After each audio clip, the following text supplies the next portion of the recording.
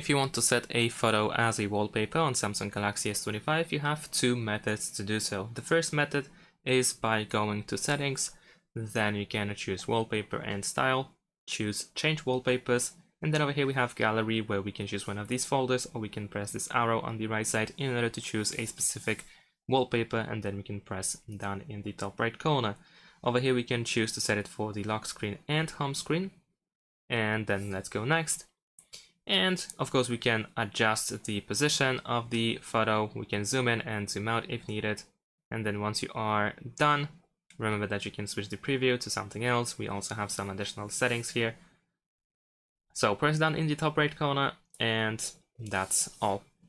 Now the second method that allows you to set a photo as the wallpaper, we need to go to gallery. In the gallery we can select the photo, tap on these three dots in the top right corner, and then we can choose set as wallpaper. We can choose to set it for the lock screen, home screen, or both, and then it looks the same as before.